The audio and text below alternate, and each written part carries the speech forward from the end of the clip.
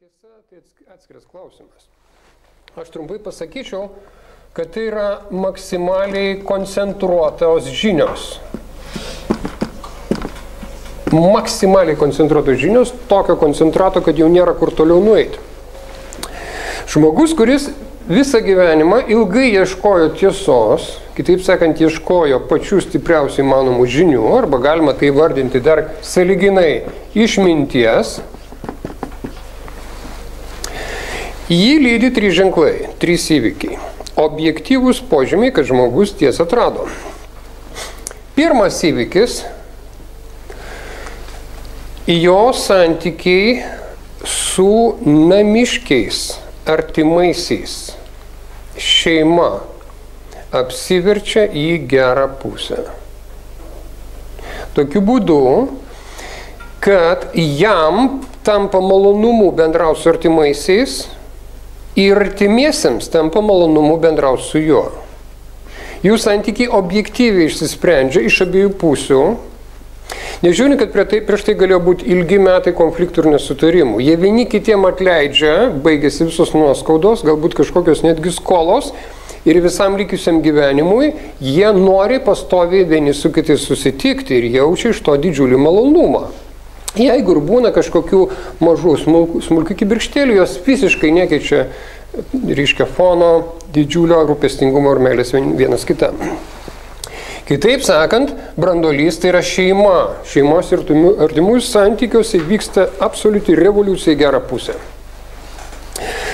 Antras požymis žmogaus, kuris pažino tiesą, yra tai, kad jo santykiai su jo draugais, klasiokais, grupiokais, pažįstamais, bendradarbiais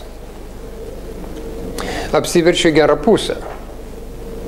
Išsisprendžia nuoskaudos, išsisprendžia skolos ir jiem vieni su kitiem pasidaro be galo malonu bendrauti. Jie veržiasi į tos susitikimus ir žmogus atranda, kad jis turi ištisą armiją draugų ir padėjėjų, su kurių pagalba jisai gali išeiti į plačius gyvenimo vandenis. Nes paprastai tik draugų pagalba mes lengvai išeinam į milijardinės masės žmonių į didįjį pasaulį.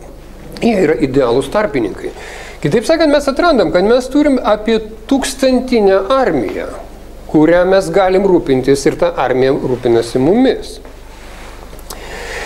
Ir trečias požymis žmogaus, kuris atrado tiesą, yra tai, kad jo santykiai su visais svetimaisiais žmonėmis visame pasaulyje apsiverčia gerą pusę. Žmogus perpranta, kaip bendrauti su bet kokiu svetimu žmogum, kaip su juo užmėgsti pokalbį, kaip su juo keistis žiniom arba kažkokiom naudom.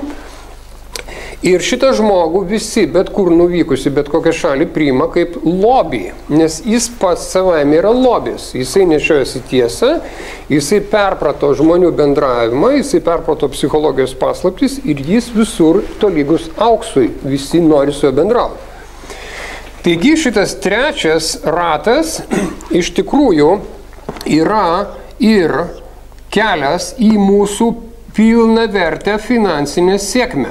Todėl, kad tik tai svetimųjų žmonių pagalba mes uždirbame pinigus. Mes aptarnaujame klientus, kuriems mes kūrėm produktus ir iš jų mainais gauname pinigus. Kitaip sakant, tai reiškia, kad tik šitie trys lygiai, tik šitų trijų lygių dėka žmogus gali išeiti pilną sėkmę gyvenime ir viso šito pagrindas yra šeima. Nuo šeimos prasideda visas šitas